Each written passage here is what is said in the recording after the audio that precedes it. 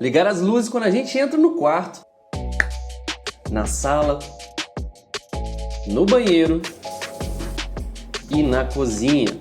É uma das coisas mais práticas que a gente pode ter dentro de uma casa inteligente. Além de economizar energia por desligar automaticamente essas mesmas luzes que foram ligadas utilizando sensores inteligentes. Mas não é só luz. Pensa comigo, sempre tem alguém que deixa o ventilador ligado por um tempo no quarto. Você vai lá e desliga. Ou é você mesmo.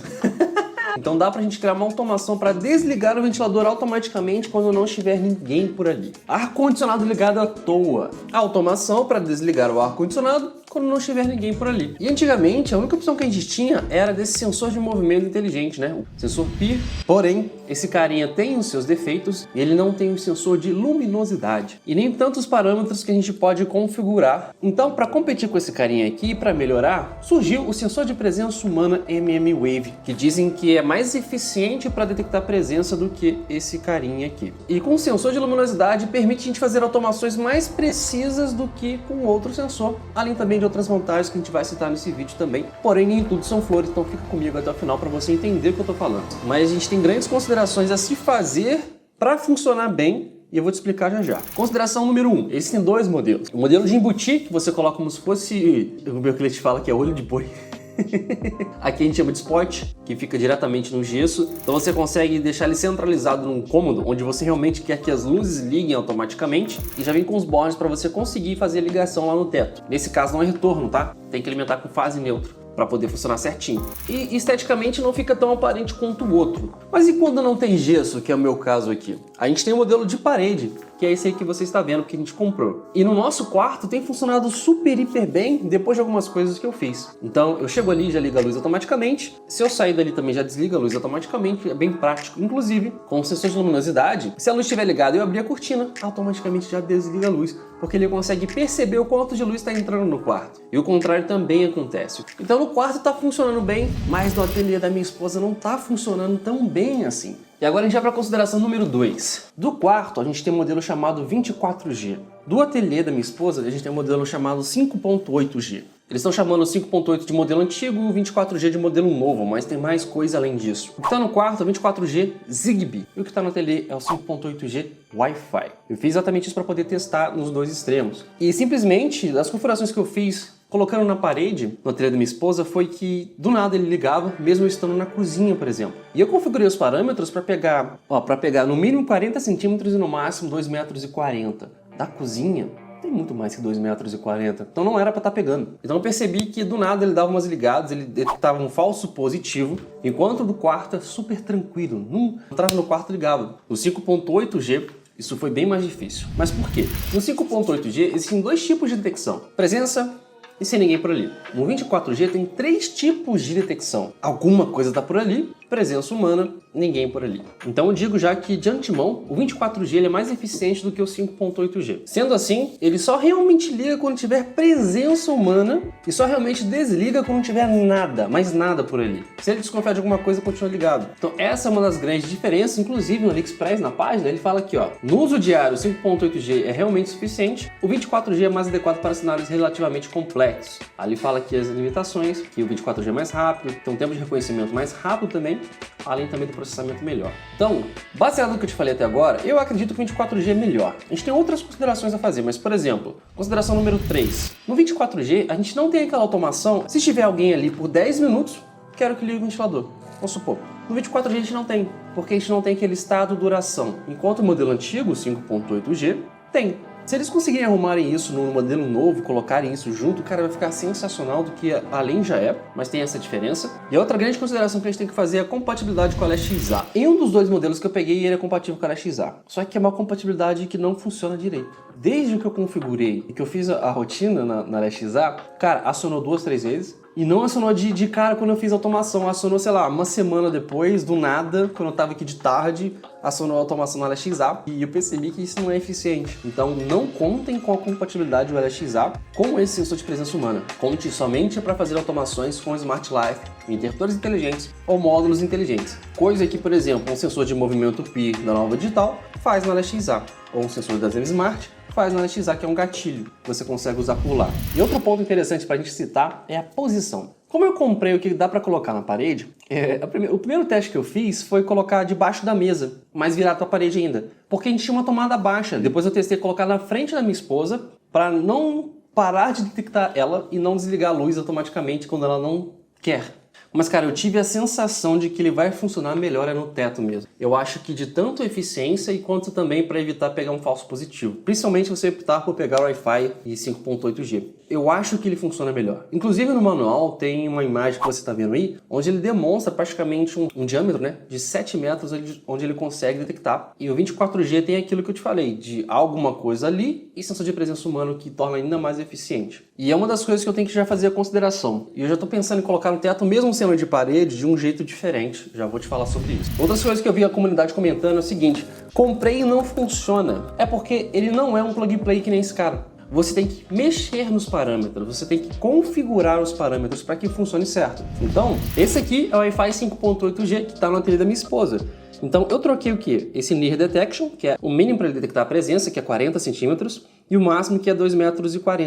O delayzinho e o quanto que eu quero que ele troque de estado e a sensibilidade. Se eu for vir aqui nas configurações, eu consigo fazer um Quick Setup, que é clicar e automaticamente ele botar o que ele quer, sem ter que pensar muito. Mas se você precisar fazer um ajuste fino, que nem eu precisei fazer, é mexer na sensibilidade, aumentar ou diminuir, tá? A gente pode ir até um 9 aqui, por exemplo. Mexer, esse aqui é o delay para troca de estado, uma vez que detecta, o quanto que você quer que espere para detectar de novo, para ver se tem presença ou não. A gente consegue mexer nisso, coisa que a gente não consegue fazer nesse cara aqui. Qual que é a distância máxima e qual que é a distância mínima? O segredo mesmo, para você fazer o ajuste é trocar o Near Detection e trocar o Far Detection ao ponto de que funcione muito bem onde você posicionou. Então você pensa, poxa, daqui até a parede final que está pegando eu tenho 3 metros. Então no Far Detection você vai colocar 3 metros. Aí que não está funcionando bem. Aumenta um pouquinho o Near Detection para você detectar um pouco mais depois do que o que na porta ali, por exemplo. Então você vai brincando com esses dois, ao mesmo tempo também brincando com a sensibilidade, até chegar num ponto onde fique extremamente bom para você. E isso aqui é no 5.8G. Se eu for vir no 24G, que é o Zigbee, você percebe que é um pouco diferente, mas também tem as mesmas coisas. Se eu for vir aqui em configurações,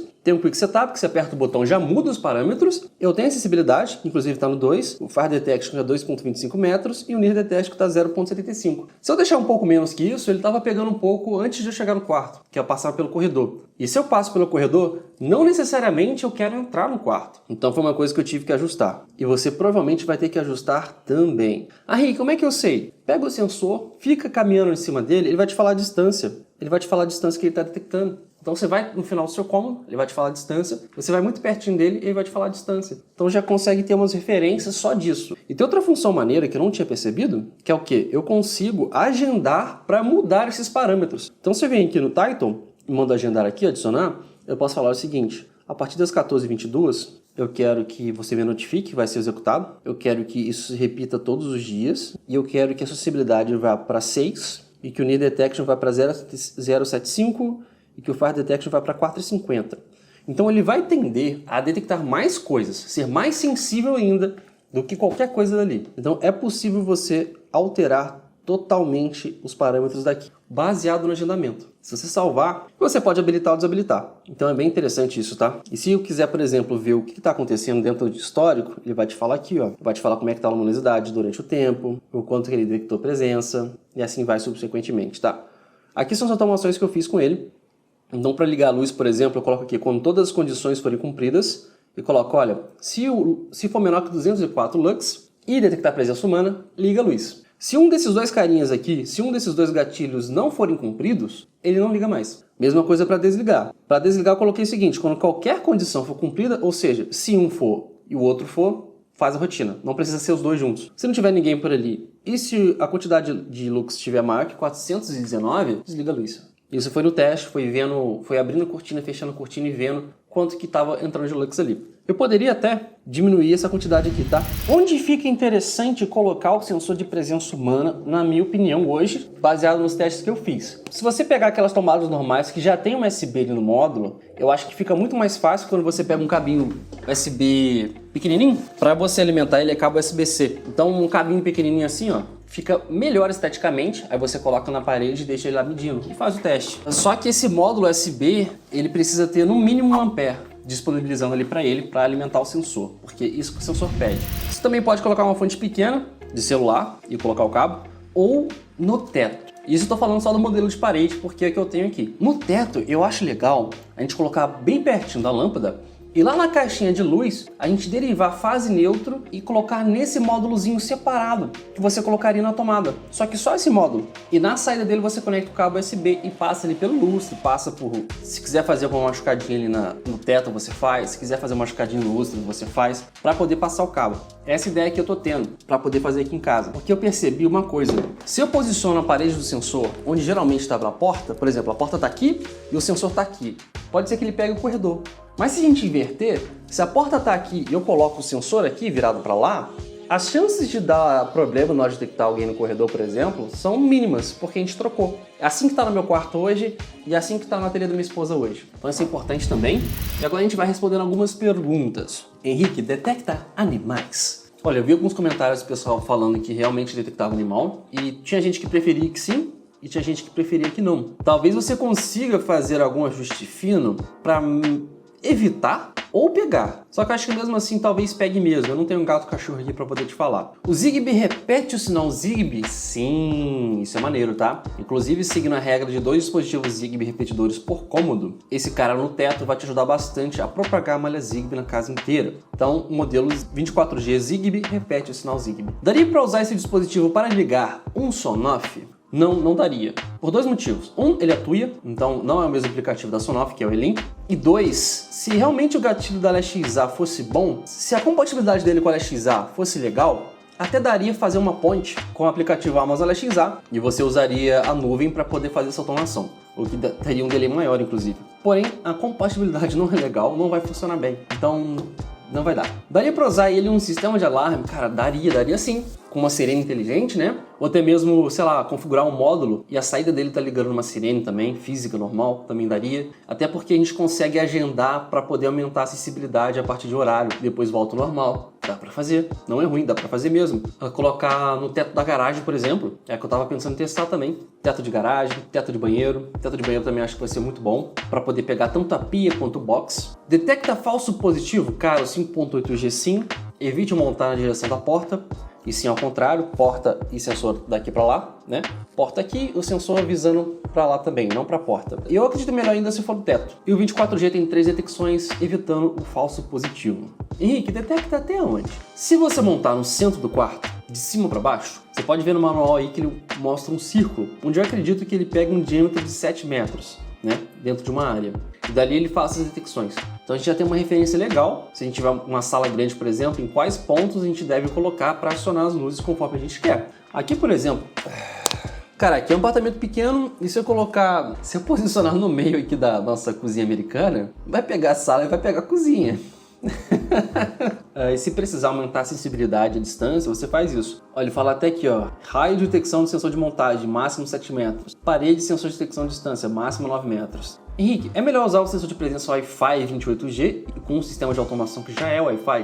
É esse teste que a gente vai fazer lá na casa do João, que é um cliente meu, e eu acho uma opção super válida quando você já tem um sistema Wi-Fi montado. A grande vantagem do Zigbee são os sensores e paralelo virtual. Só que tem 2 pontos importantes. Se você não vai usar os sensores, cara, você já perde metade da vantagem. E se sua casa não tem muito paralelo, ou se sua casa mantém uma linha de internet que é contínua, não cai muito, cara, realmente vale a pena mais o Wi-Fi, porque vai ser bem mais barato. E o Zigbee, ele é meio complexo. E o Zigbee nem sempre vai funcionar muito bem na malha Zigbee se a casa for muito grande. Então tem que tomar cuidado com isso. E eu acho que sim, o Wi-Fi 28G é um bom teste, desde que você tenha uma rede Wi-Fi bem estruturada, com alcance legal, com poder de processamento legal. Não espere ter um roteador básico num canto da sua casa e lá na garagem você colocar o sensor de Wi-Fi. Pode até conectar, mas provavelmente vai ter um delay por conta disso. Tem que dimensionar bem a rede. Henrique, tem como fazer funcionar somente no horário? Cara, sim. A gente tem uma coisa chamada validação de segmento de hora. Por exemplo, na rotina aqui de ligar a luz, ela só funciona entre as 9 horas da manhã até as 10h30 da noite. Para mudar isso, eu venho aqui em validação de escopo, validação de segmento de hora e defino, customizar aqui, ó. Eu consigo definir o horário de início e o horário de fim. E quais dias que eu quero que isso se repita. Então tem como sim a gente controlar isso. E tem uma parada muito legal que eu fiz também, que é, se minha TV estiver ligada, eu não quero que essa rotina funcione. Eu quero ver a TV no escuro, porque eu prefiro. Ó, Se a TV estiver ligada, eu quero que acione o modo descanso quarto.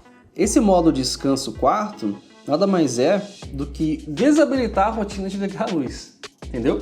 Eu criei uma automação onde, se a potência da tomada inteligente que está conectado no filtro de linha onde está a TV estiver menor que 25, quer dizer que minha TV não está ligada. Aí sim ele pode acionar uma cena, onde essa cena aqui ele vai ativar o sensor, vai ativar a automação de novo para mim. Ó, ativa sensor quarto, ele vai lá e habilita a automação. Então é como se fosse a gente fazendo isso aqui, ó. Isso. Só que na verdade foi uma forma automática, baseado no gatilho de potência da tomada inteligente. Mas geralmente esse gatilho de potência demora uns 40 segundos, 1 minuto para realmente acontecer. Por isso que não é toda situação que a gente consegue usar certinho. Eu realmente tenho 2 coisas que eu quero testar. Que é colocar o de parede no teto. 2, testar numa garagem. 3, testar um de 24G Wi-Fi em uma situação mais... que pega uma área maior, né? Você pode optar por esse, pode optar por um sensor de presença humana. Atualmente só tem no AliExpress, é o sensor de presença mmWave. Acredito eu que talvez chegue no Brasil em algum momento. Alguma empresa venha pegar e usar esse modelo, porque realmente tá fazendo muito barulho na internet, na comunidade, e talvez a gente possa utilizar. Eu só espero realmente que eles tragam 24G e não 5.8. Eu acho que é melhor. Fechou? Vou deixar o link na descrição do vídeo caso você tenha interesse. Te vejo no próximo vídeo. Valeu e até a próxima.